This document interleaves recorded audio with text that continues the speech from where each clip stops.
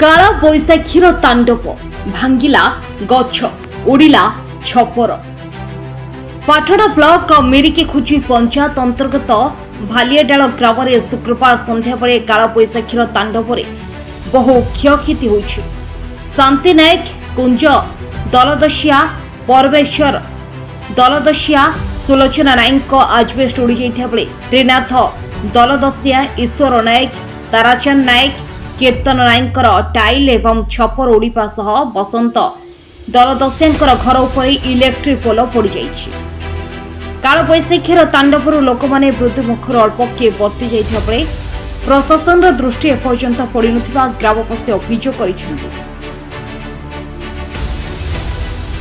तुरंत प्रशासन घटनास्थल में पहुंची स्थिति अनुध्यान कर क्षयक्षति देवाकू जनसाधारण निवेदन करिसेंति। घर भांगी आ गछ पड़ी रास्ता उपर से नहीं कौन कहे तो बहुत दुखदायक कथा।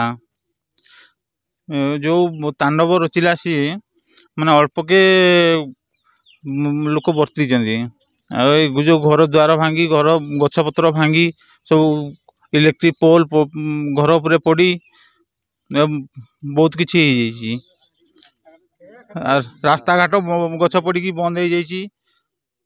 प्रशासन अधिकारी कई आसी ना खबर कौन खबर मुझे कल बारंबार कल इलेक्ट्रिक ऑफिस जो 1912 टोल फ्री नंबर 5 थर के कॉल कर लगी नहीं कल कौन गाँव जो काल बैशाख तांडव देखला गत काली संध्या बेला हठात आज्ञा काल बैशाखी माड़ी आसला गछपत्र बहुत भांगी जाइए एवं इलेक्ट्रिक पोल जनक घर उपर आज्ञा पड़ जाइए तार फार सब छिंडी जाइए बड़ बड़ गछ सब उपाड़ी रास्ता कड़े पड़ी एकदम रास्ता पूरा जाम अच्छे।